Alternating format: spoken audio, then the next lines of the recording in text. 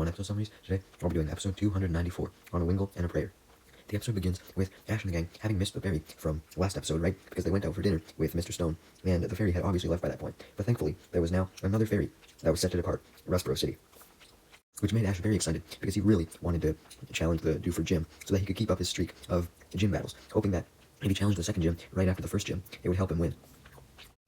As Ash and the gang were heading to this ferry, though, it was revealed that even though Max had the Pokénav, May had printed off a map of Rustboro City from the computer at the Pokemon Center. Since the Pokénav often didn't have all the locations in a city, especially the minor ones. The map also informed May of how far away Dewford Island was, even while using a ferry, since the map had the nearby locations on it as well. And declared that since Dewford was so far away, it would probably be best to stock up on some supplies before they left. However, Brock and Ash annoyedly reminded May that they had already stocked up last episode. This led May to change her mind and state that they should instead get some of Rustboro City's famous pasta to stock up their stomachs as opposed to their backpacks. Max was hungry as well, so he inquired if there was a restaurant nearby that sold the pasta, and May, looking at the map she had printed off, confirmed this, and took Ash and the gang to it. Unfortunately, though, when they all arrived at the restaurant, they found that it looked wrecked as fuck, and like it had been abandoned for several years, as it was empty and boarded up. Obviously confusing May, as the map told her that the restaurant should have been open. Max yelled at May for seemingly getting something wrong, while May defended herself, stating that she was just following the map, and it was the map's fault. Max then suggests that May check the date on the map, and May didn't understand the point of this, so she was initially just gonna ignore Max, but when Max kept insisting, she checked the date, and found out, much to her horror, that the map was published 10 years ago, so that meant that the restaurant could have obviously closed down in those 10 years. Although she was hesitant, May very nervously revealed this fact to Ash and the gang, making them scream in annoyance and terror, as they were all hungry as fuck, now that May had mentioned a restaurant, and now they couldn't get the famous pasta. May tried to distract Ash and Brock from their annoyance, as well as Max, by stating that they should just go to the harbor now so that they didn't miss the ferry. Everyone obliged, but when they used May's map to make their way over to the port where the ferry should be, they found that in the 10 years since the map was published, the location of the port had been changed as well, and apparently the port was now on the other side of the city. Ash, Brock, and May tried their best to make it over there, with Max leading the way, not trusting May to lead anyone with her map anymore. But as Ash, Brock, and May were following Max, Ash and Brock collapsed in hunger due to not having any food, and proceeded to rant about how they were lost in the city, and stressed about not being able to find the port in time, so they would actually end up missing the ferry to Dewford. While Ash and Brock passed out, May was looking at her map, trying to determine where exactly the port would be, when suddenly Max rushed back, stopping May's anger, as May got excited, thinking that Max had managed to find the location of the port. Unfortunately, though, Max did find the port, but he had found it abandoned, just like the restaurant and a whole bunch of other areas, stating that he had come across several other abandoned buildings along the way. Brock, Ash, and May must have been going through the stages of grief, as they asked Max if this was really true, wanting to see for themselves if the port was really abandoned, and much to their dismay, they saw that it was. Ash and the gang were confused by this, as they remembered Brock stating how the next ferry wasn't supposed to leave for another 2 hours yesterday, so that would imply that there was at least the ferry that left yesterday, right? And they just happened to miss that because they had dinner with Mr. Stone. Well, apparently, Brock's guidebook must have been pretty old, since it listed the departure times for the ferry back when the ferry was actually active, almost 10 years ago. Damn. Ash was obviously very disappointed by there being no ferry, since now he couldn't go to Dewford Island to participate in his next gym battle, and he wanted to participate as soon as possible, as we already knew. And he was also extra bitchy because he was hungry as fuck, and he wasn't able to go get that famous pasta that May had talked about. May admitted that she should have looked at her map more carefully, but she kind of blamed Ash for not filling up on something else and solely relying on May to suggest food. And this angered Ash even more, as he didn't feel that May had any place to say anything right now because of her fumbling with the map. After yelling at May, Ash returned to his sad demeanor, which only amplified when Max questioned Ash how he planned to get them to Dewford now, as Ash knew that there was likely no way to get there. Brock then tried to cheer everyone up, stating his belief that even if the port was abandoned, a boat could still show up, suggesting that maybe all the ferries had just left, so there was none currently at the docking site. Ash was still depressed, not believing that this was true, as Brock tried his best to continue to comfort Ash, stating that they should just relax for the time being until a boat arrived.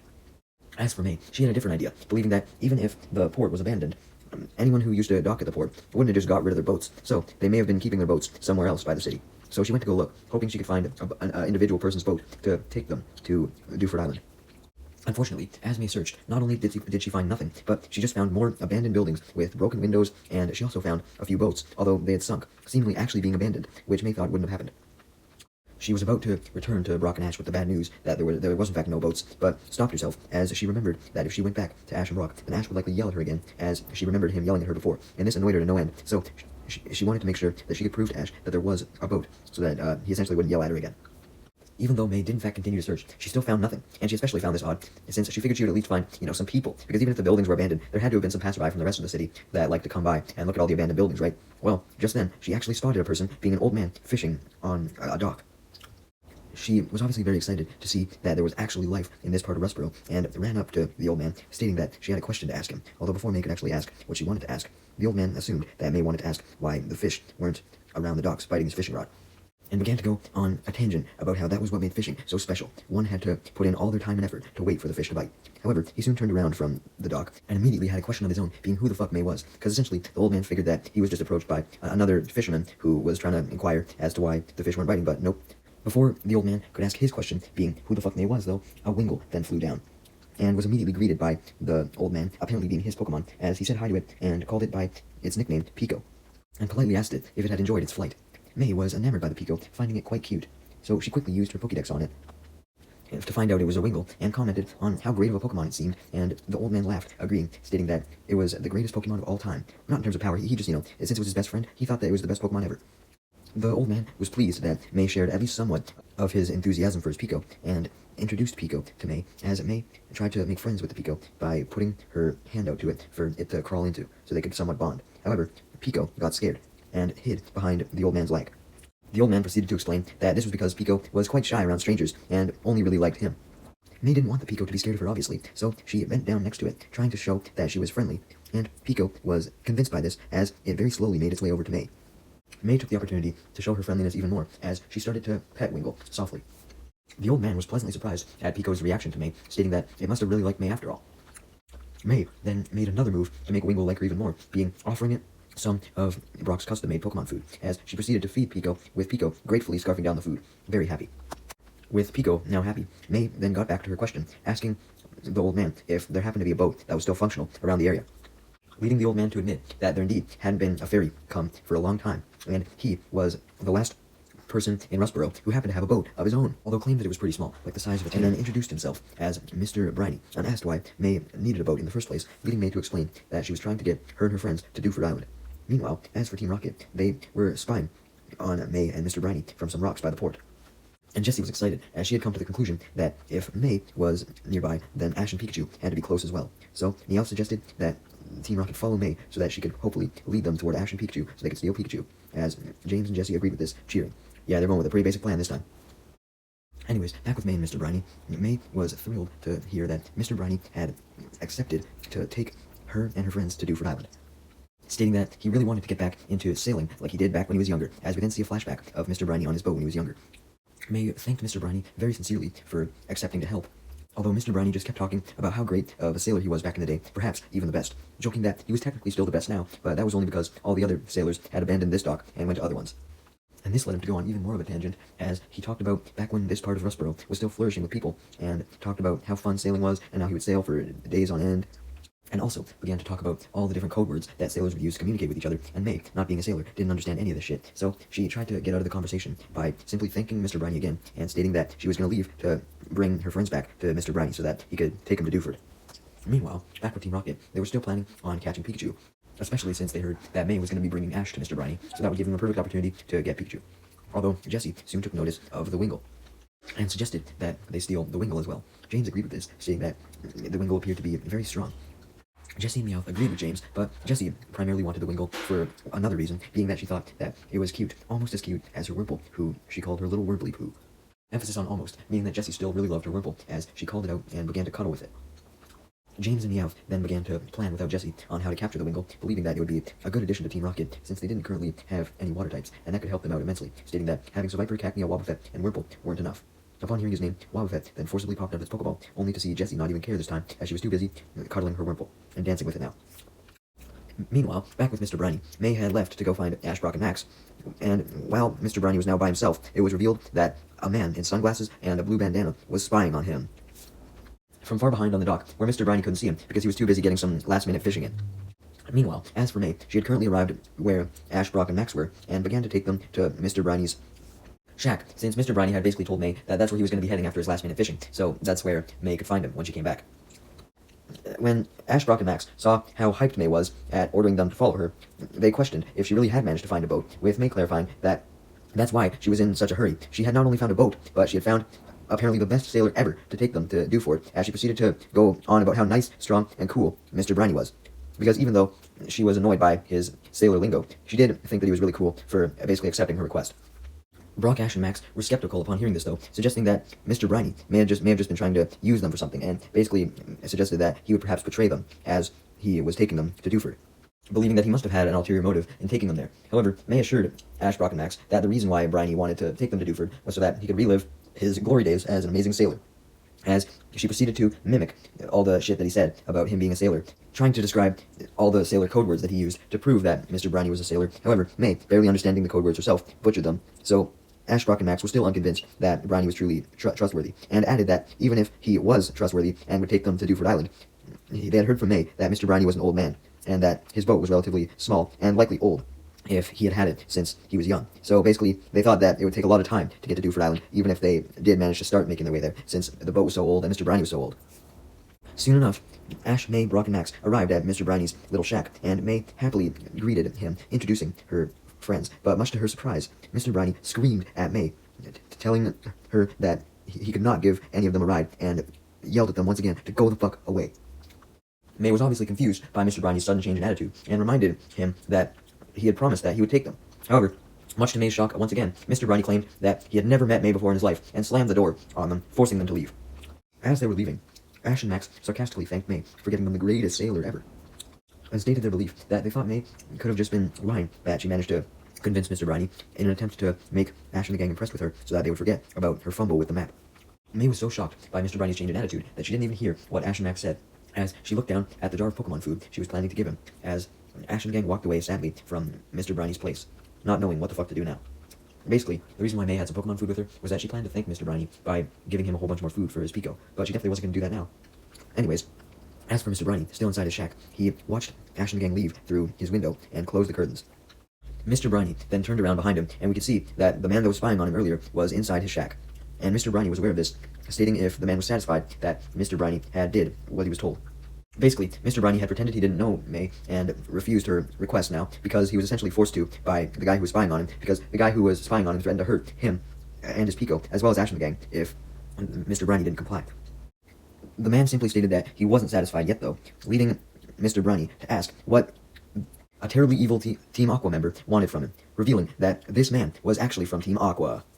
And Mr. Briny knew this immediately, because he had heard many stories about what Team Aqua members looked like and how fucking bad they were, which was why he obviously was hesitant to help out the Team Aqua member when he revealed that he was spying on him, but he knew that he had to protect Ash and the gang and his Pico.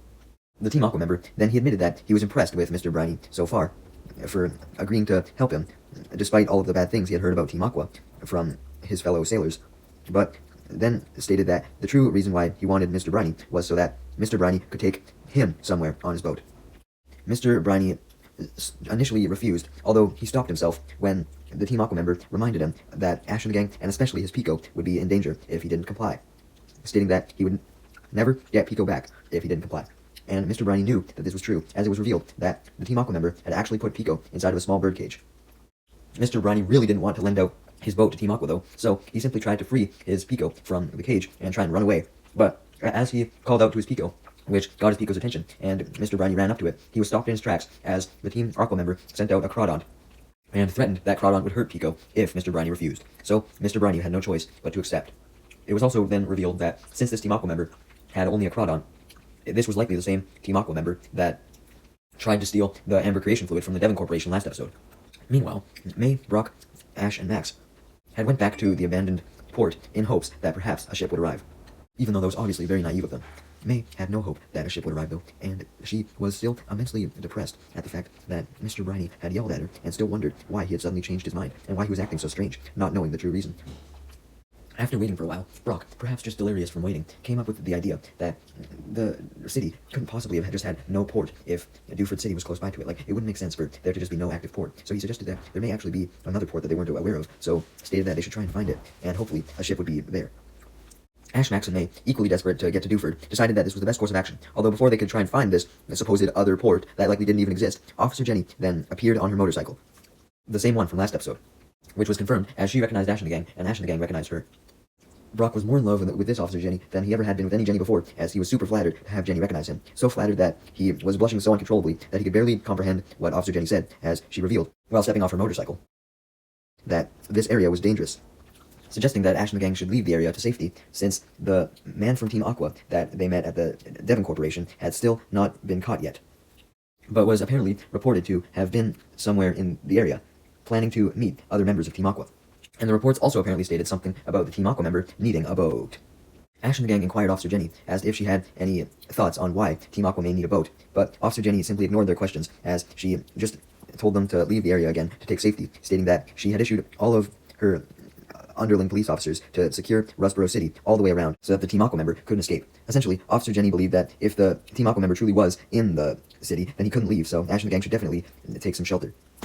However, Ash and the gang reminded Jenny that they had helped her yesterday, and they wanted to help her find this Team Aqua guy again. They didn't want to cower away in fear. That wasn't their style, stating that they would help Jenny look out for the Team Aqua guy. Jenny knew that Ash and the gang were stubborn, so she decided to let them have their way, permitting them to search, as she got back on her motorcycle and drove off to continue searching as well, while Brock watched in amazement at how understanding Officer Jenny had been, wishing that this Officer Jenny wouldn't leave because he liked her so much. Officer Jenny did leave, though, and Ash and the gang had now began theorizing as to where the Team Aqua guy could be. Max then suggested that, basically, since Officer Jenny's and all her officers were around the city, the Team Aqua member likely saw this, so he was planning to meet up with all the Team Aqua members at a place where he could avoid all the police. May then realized that the only place in the city, in this area of the city that didn't seem heavily guarded, was the area that they were currently in, so she suspected that the Team Aqua member may actually be right next to them, and they just didn't even know it. However, Max and Brock doubted this, as they remembered Officer Jenny mentioning something about a boat, and they then came to a conclusion. Since the Team Aqua member likely saw that there were officers guarding everywhere in the city, he probably wanted to meet with the rest of his Team Aqua team members outside of the city, and the best place to go for the meeting would be the sea. Also adding that if the Team Aqua members met at sea, then it would be easy for them to escape, since they wouldn't be in the city close by to the officers. So once they were done their meeting, they could immediately go away. Ash and the gang then rushed over back to the edge of the port, expecting to see Team Aqua in a boat, but they soon remembered that Team Aqua likely hadn't acquired a boat yet, since, they were looking to get one. As Ash and the gang pondered where the Team Aqua members would get a boat, Max and Brock soon realized that Mr. Briny was the only person who had a boat in the entire fucking area, so the Team Aqua members were likely going after Mr. Briny. May instantly got concerned for Mr. Briny, although Ash questioned why May was so concerned if Mr. Briny was such a cunt to her.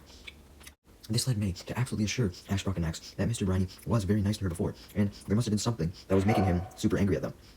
After replaying the situation in her head multiple times, May had managed to come to the correct conclusion, somehow, that Mr. Briny was essentially being forced to be rude to Ash and the gang to scare them off, so that they wouldn't interfere with the Team Aqua members taking his boat, since he likely wanted to protect Ash and the gang from Team Aqua getting mad at them for trying to take what they believed was their boat. While Brock, Max, and May were absolutely sure that Mr. Briny was who Team Aqua was looking for, Ash questioned why Team Aqua would want Mr. Briny's boat of all boats when they could have tried to steal a way more fancy boat from a high-end corporation. Brock answered Ash's question with a theory, stating that they likely didn't want Mr. Briny's boat because of the boat itself, but because of the location, explaining that Team Aqua probably thought that stealing a boat from an abandoned area such as this one would be easier, since there would be no witnesses to see them encounter Mr. Briny and attempt to threaten him. So, with that, Ash and the gang realized that Mr. Briny was likely in trouble and being forced to give the Aqua members his boat.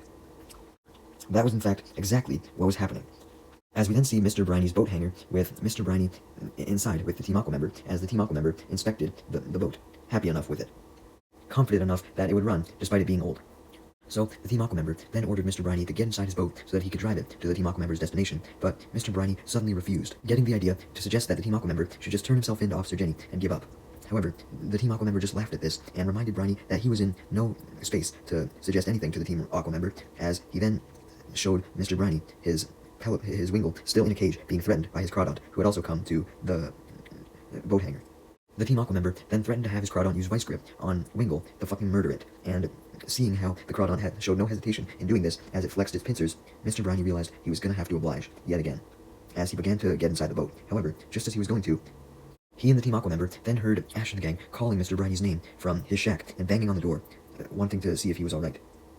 When Ash and the gang got no response from Mr. Briny, they began to get worried, but then Max spotted the boat hangar behind his shack and suggested that Mr. Briny might be there, so they went to go look. Hearing Ash and the gang's footsteps, the Aqua member wasn't worried whatsoever, as he simply pulled his Crawdon to go out to the dock by just outside the boat hangar and go confront Ash and the gang to stop them before they could reach Mr. Briny.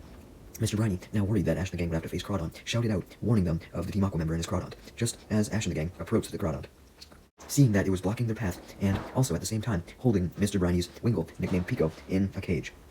May of course recognized Pico and informed Ash and the gang of the fact that it was Mr. Briny's Pokemon, and Ash, not wanting to see any Pokemon captured, regardless of whose it was, ordered Pikachu to try and retrieve Wingull's cage.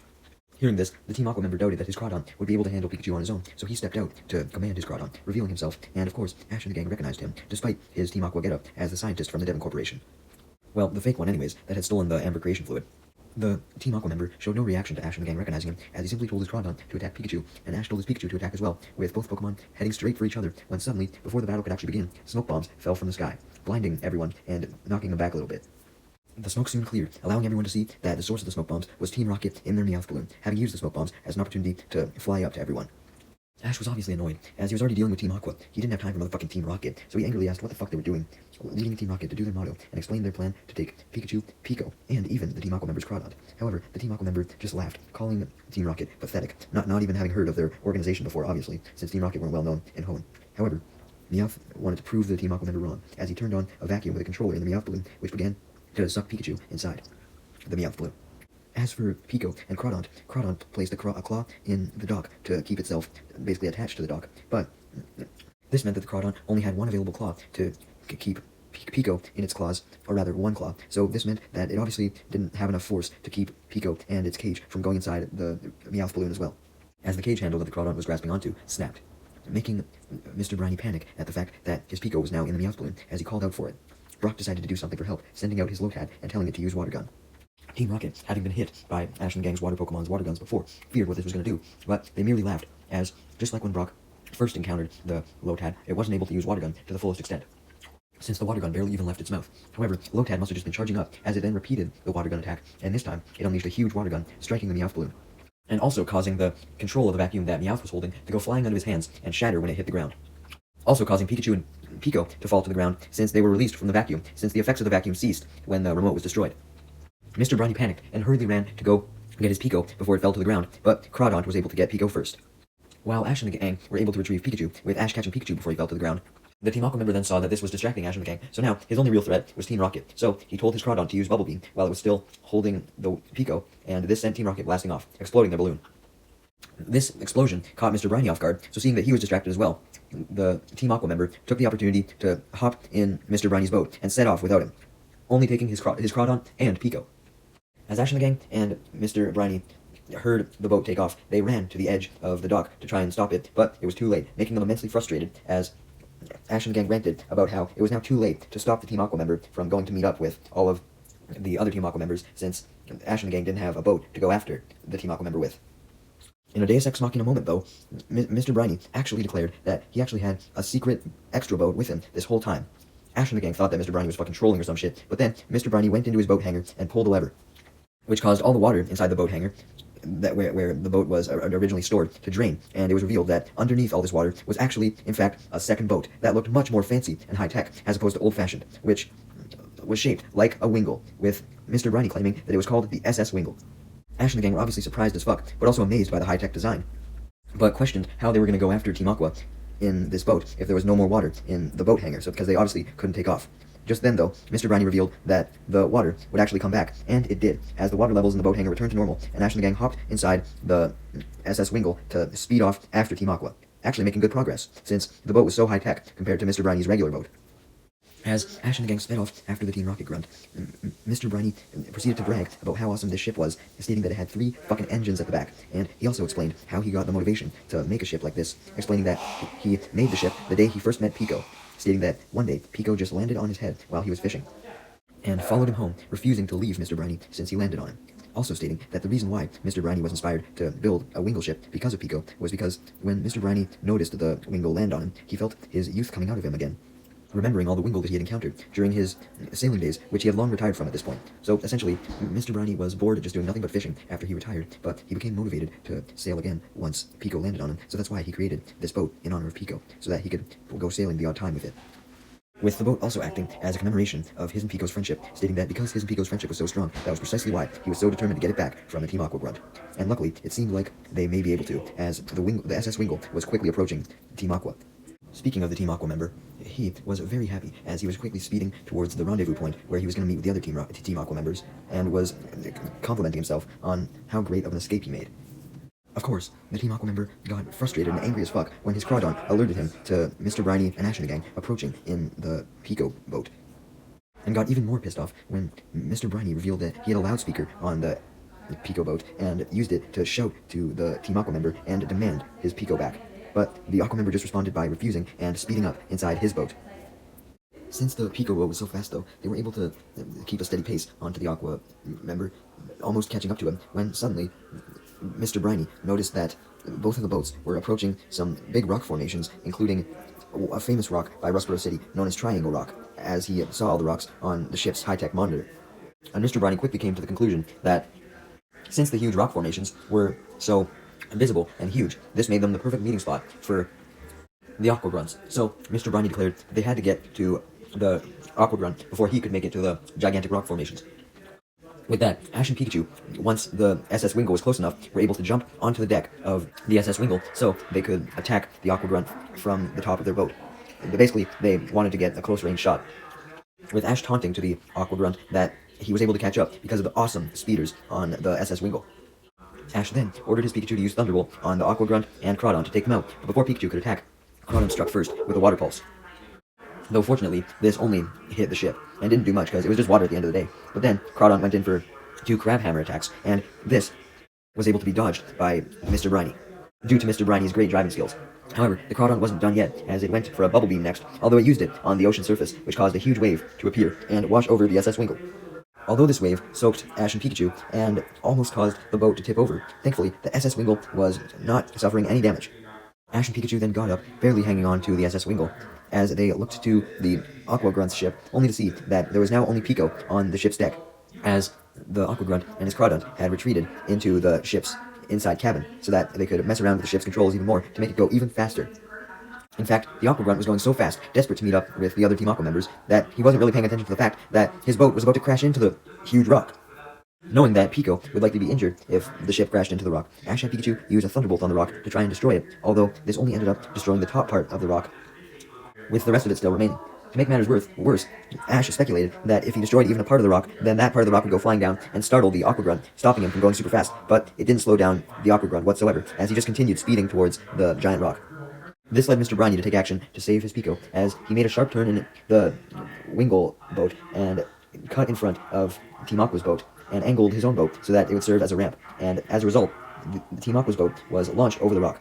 Basically, think of it like this. So you have Team Aqua's boat racing towards the rock, and then suddenly the Pico boat goes in front, and then since it was in front and angled, this caused the Aqua Grunt's boat to go flying over it, and therefore flying over the rock, preventing it from crashing. Although this did cause the boat that the Team Aqua Grunt was driving to capsize, so Mr. Briny immediately jumped into the water to save his Pico, and he swam up to it and hugged it happily. He finally had his Pico back, despite it still being in the cage. Even with this happy moment going on, Ash and the gang couldn't help but wonder what had happened to the Aqua Grunt after the boat capsized. Suddenly, their questions were answered as a Team Aqua submarine rose up from underneath the water, having arrived, being filled with the other Team Aqua members that this Team Aqua member was supposed to meet with. And sure enough, the Team Aqua member that Ash and the gang had been chasing this whole time revealed himself also underneath the water after the boat capsized, and immediately jumped into the submarine, which drove away, going back underwater, disappearing as fast as it had appeared, leaving Ash and the gang in shock, as they wondered what the fuck was up with Team Aqua, and what their goals were. Man, it's so nice to have an evil team that's actually interesting, as opposed to Team Rocket. Anyways, later that night, Ash and the gang and Mr. Briny had rowed the SS Wingle back to Mr. Briny's cottage, or shack, whatever, and they went inside. And May instantly fed Pico, just as she was planning to do when she first went over to Mr. Briny's house with Ash, Brock, and Max. Sure enough, Pico was overjoyed to eat, and Brock was happy with this as well, since it was of course his food that May had given it, so he was proud of his food. Max and May then got embarrassed though, as when May fed Pico, she and Max realized that they were hungry as fuck as well, as their stomachs growled, making Mr. Briny laugh, joking that Pico must have been eating better than them, which May unironically confirms, stating that they hadn't eaten since breakfast at the Pokémon Center before they left, and explained how they were gonna have some of Russ Bros' famous pasta from the pasta restaurant, but they found it closed and abandoned, and May admitted that she was still really fucking distressed and sad about this. May's sadness soon evaporated entirely, though, when Mr. Briney revealed that his best friend was actually the old owner of the pasta restaurant, and stated that he could just merely call up his best friend and have him make some of his famous pasta for Ash and the gang, making them very excited as they thanked Mr. Briney, and eventually Mr. Briney's best friend, as he showed up and they chowed down on a absolutely delicious pasta meal like they had been waiting for. The episode then ends with Mr. Briney finally taking Ash and the gang to Dewford Island on the SS Wingle the next day, extremely fast, with the 3 engines, with Pico on Briney's shoulder.